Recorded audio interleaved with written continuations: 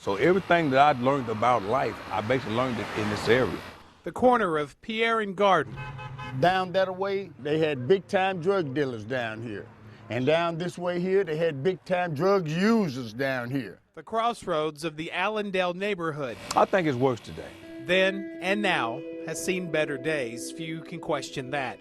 Through the years, Allendale residents have seen enough police tape to stretch from Swepco Park all the way to Antoine and back. Hey, cuz. What's up, cuz? You doing okay? And back in the day, many of these guys admittingly found themselves on the wrong side of that tape. So I grew up in a thuggish environment. At one point in my life, you know, I was out there head first doing some of everything. If I was a young man looking at me 20 years ago, I wanted to be like me. Before turning things around, these three, and so many before and after them, used to live that very kind of life here. Shot in the head right here, a shot in the stomach. And I end up shooting some ends. I end up getting drug infested. Before I got to Bossier, this is where it all started. And it's been quite the road for Charles Brown. Oh, yeah! Getting on the right track eventually led Charles to this glorious day a couple of years ago, far from Allendale, to a new home in Bossier. About 3 decades worth of tears coming out at once. Local nonprofits helped make it happen for the man who once lived on drugs, practically on the streets of Allendale. God, we all know how to yes and be blessed. Yes, sir.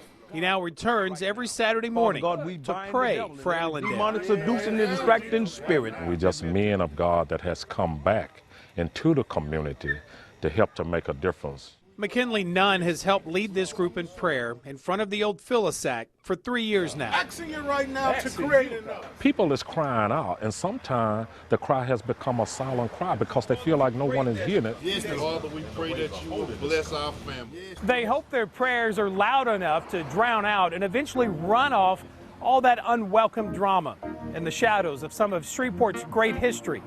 History still standing, history they gave up on Allendale long ago. And the drama like a robbery and shooting in this very parking lot just a few months ago. Let the devil use us, Lord God, but we're going to form this second, Lord God, and we're going to kick him out because he don't belong in here, Lord God. Yeah, that's a good thing, man. That's a real good thing. Bronson Shine was just driving by. Honestly thought people had gathered here because of yet another shooting. Anytime you're praying, that's a good thing. And we thank you again, Father, for the resource that you've given us. But through it all, God has brought us back to the neighborhood. And turn from their wicked ways. And a lot of people are afraid to go back into their own communities, man, because of the fact that people point the finger at you and always remind you of what you used to be instead of what you are now. To be able to come back and where I was once part of the problem, now I'm part of the restoration. I think it's a great move of God, man. And as another round of prayers end, these men return to their homes. The hope is prayers will be answered until they meet again next weekend in Allendale. And if we don't save but one person over there in Allendale, we really did what God have asked us to do.